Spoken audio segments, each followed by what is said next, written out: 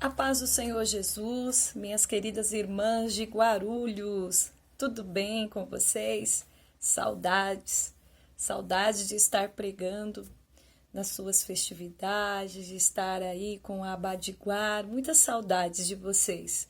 Infelizmente, entramos nesta pandemia, mas é necessário este tempo, logo, logo vai passar toda essa situação e nós vamos poder nos rever. Nossa querida amiga, irmã, missionária Gilmara, me pediu para gravar um vídeo para vocês com uma palavra para os vossos corações e muito me alegrei com este convite. Isso é sinal que vocês não esqueceram de mim, né? Isso é muito bom. Eu quero ler um texto da Santa Palavra de Deus em Êxodo capítulo 38, versículo de número 8, que diz assim: fez também a bacia de bronze com o seu suporte de bronze dos espelhos das mulheres que se reuniam para ministrar à porta da congregação. Esse texto é muito interessante. Êxodo aqui, que significa saída. O povo de Israel, vocês sabem disso, ficaram na terra do Egito por um período de 430 anos, mais ou menos um período de 210 anos de escravidão. E Deus levanta o libertador, Deus levanta Moisés para retirar este povo desta terra pagã, idólatra, cheia de costumes, que contrariavam a adoração ao verdadeiro Deus, e separa um povo para si, para os levar a uma terra próspera, uma terra que manava leite e mel, mas com o objetivo de fazer com que a nação de Israel fosse o seu povo. Êxodo 19, quando eles recebem a lei, vai nos narrar dizendo que Deus tinha 3 requisitos para este povo: os tornar nação santa, os tornar sacerdócio real e os tornar povo de sua propriedade. Tudo com o objetivo do nascimento do Messias, do verdadeiro Redentor, Salvador, que nos salvaria e iria nos redimir de todo o pecado. É interessante notar, né, que o livro de Êxodo irá nos narrar esse recebimento da lei, da palavra, e logo em sequência, a partir do capítulo 25, irá nos narrar a construção do tabernáculo, um santuário, aonde Deus habitaria entre o seu povo. E neste capítulo de número 38 está sendo narrado, também em Êxodo 27 também vai falar disso, está sendo narrado a construção do altar do holocausto e também da pia de bronze, aonde o sacerdote iria ali se lavar para a cerimônia do dia da expiação, aonde os pecados da nação de Israel seriam ali expiados. Não só para o dia da expiação, o dia do Yom Kippur, mas seria uma pia utilizada para a lavagem dos sacerdotes, também nos sacrifícios diários. Agora, o que me chama a atenção é que esta pia de bronze vai ser construído com os espelhos das mulheres que se reuniam para ministrar na porta da tenda da congregação.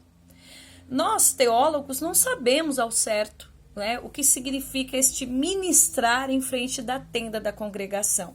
O que sabemos é que antes do tabernáculo, Moisés construiu uma tenda da congregação, aonde ali ele buscava a presença de Deus, e tudo indica que as mulheres ficavam em frente a esta tenda para servir Moisés no que for necessário. Então acreditamos que este ministrar seria uma prestação de serviço. E é aqui que eu quero pensar um pouquinho com vocês, mulheres, né? Em meio à saída do Egito, em meio ao momento de crise para a nação de Israel, eles estavam peregrinando no deserto. Vocês sabem das dificuldades do deserto, a falta de alimento, a falta de água, né? A total dependência de Deus mesmo, porque toda a provisão vinha da parte de Deus. E é interessante notar essas mulheres que, mesmo em meio a toda essa situação precária, elas estavam dispostas a servir o reino de Deus. Elas estavam dispostas a servir Moisés, estavam dispostas a servir na construção do tabernáculo. Veja que o texto está dizendo que elas ficavam em frente da porta da tenda da congregação. Por quê? Porque mulher não poderia entrar para o lado de dentro. Elas não eram sacerdotisas, não haviam mulheres sacerdotisas, não podiam ministrar, né?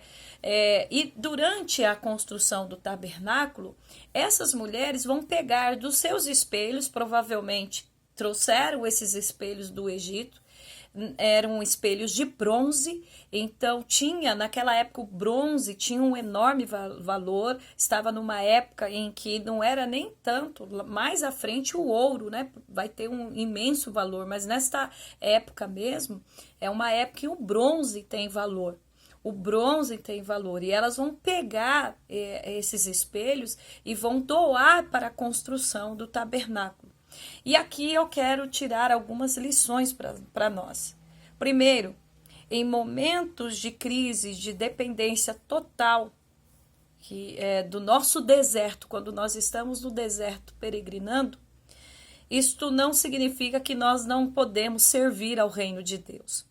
Muitas pessoas dão desculpas dizendo, eu não vou realizar a obra de Deus, eu não posso porque eu estou com problema econômico, eu não posso porque eu estou com restrição disto, daquilo, estou com problema no casamento, estou com problema na família, quando na verdade isso são desculpas, porque como povo de Deus, como igreja de Deus, nós podemos sim servir o reino de Deus, nós podemos nos lançar à obra de Deus. Veja que o Evangelho de Lucas, no capítulo de número 8, nos narra que quando Jesus pregava o Evangelho na região da Galileia, uma região muito pobre, muito difícil, lá estavam mulheres com ele. Jesus disse que não tinha onde reclinar sua cabeça, onde ficar direito. Então veja que mesmo assim as mulheres estavam ali, servindo o ministério de Jesus, estando com Jesus, passando as mesmas dificuldades de Jesus.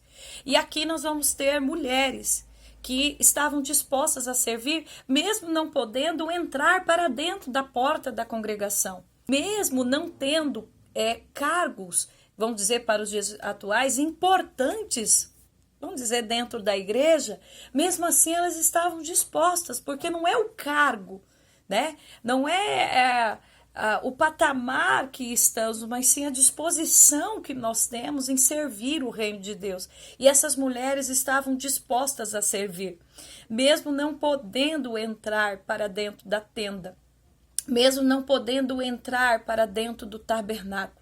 Havia uma disposição em servir. Segundo lugar, essas mulheres pegaram dos seus espelhos. Então, aqui eu tiro algumas lições. Primeiro, a vaidade não importava. Para servir o reino de Deus, não importava a vaidade delas. Naquela época, o bronze, ele era, como que eu posso dizer a vocês, não dava para enxergar direito a face. Essa ilustração que Tiago usa quando fala que se a gente não praticar a palavra de Deus, a gente vai ser semelhante a uma pessoa que se olha no espelho.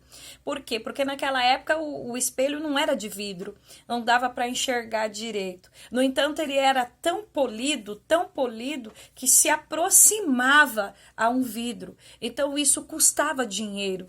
Então, essas mulheres não se importaram com as questões econômicas, mesmo o bronze tendo valor. Elas doaram isto ao reino de Deus. Elas doaram isso para a construção da pia de bronze.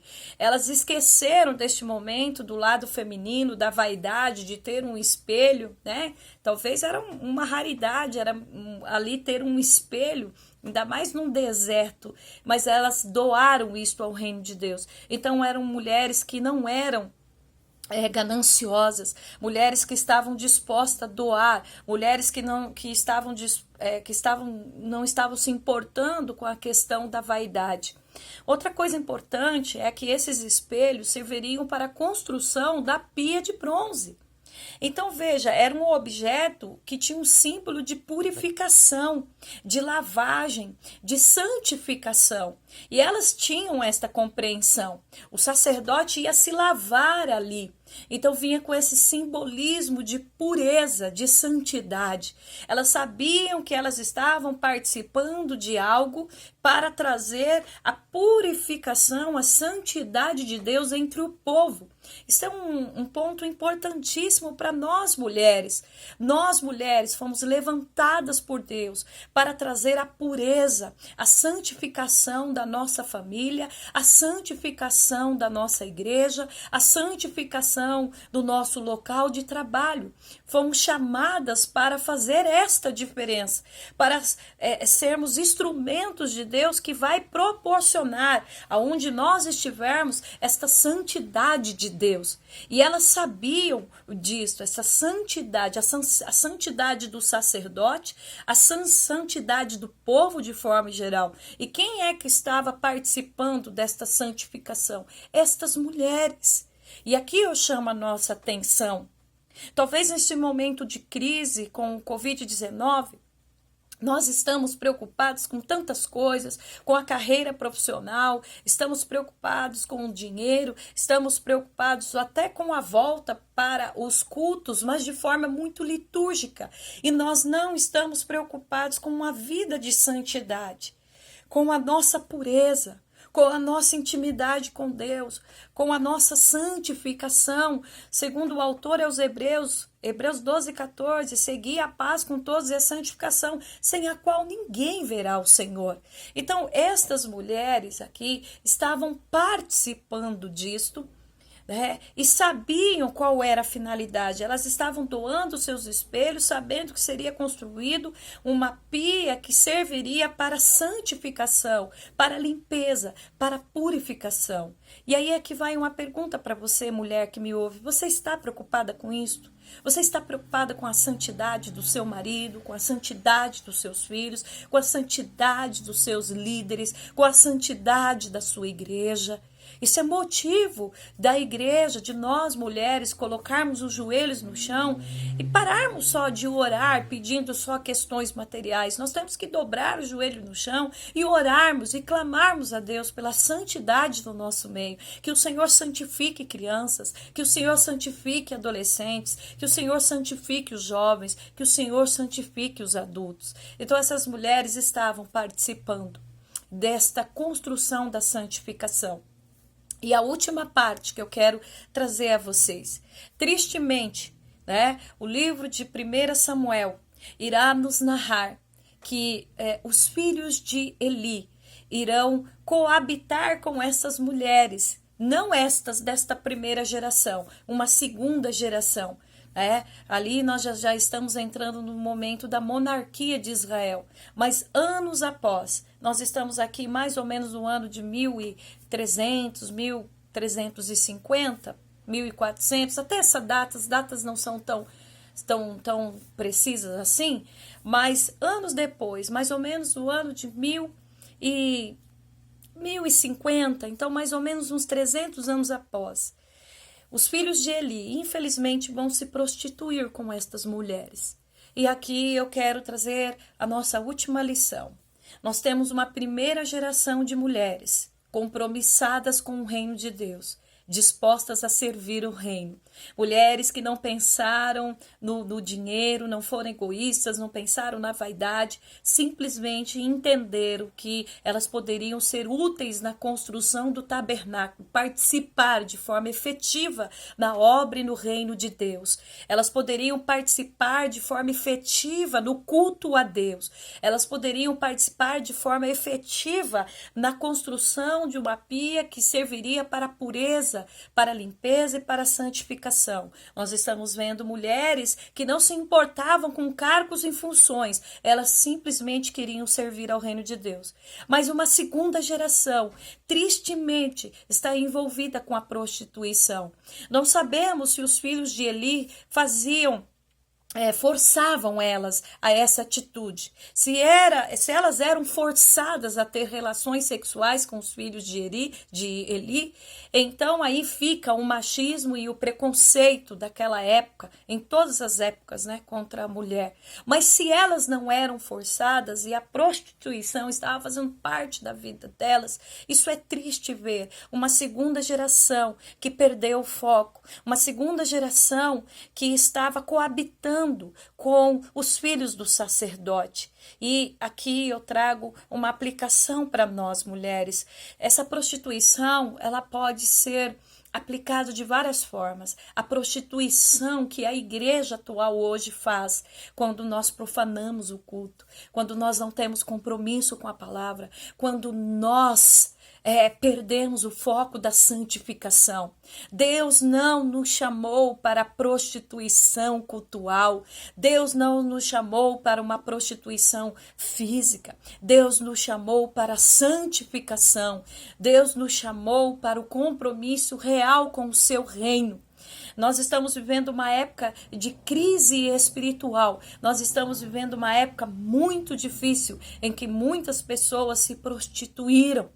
Estas mulheres ali de 1 Samuel, no capítulo 2, infelizmente estavam se prostituindo. Deus não nos chamou para a prostituição, Deus nos chamou para a santificação. Seja ela qual for, essa prostituição, ela é muito abrangente. A corrupção econômica, a corrupção das nossas ações, a corrupção do nosso caráter, isto é prostituir-se. E Deus nos chamou para quê? Deus nos chamou para a santidade.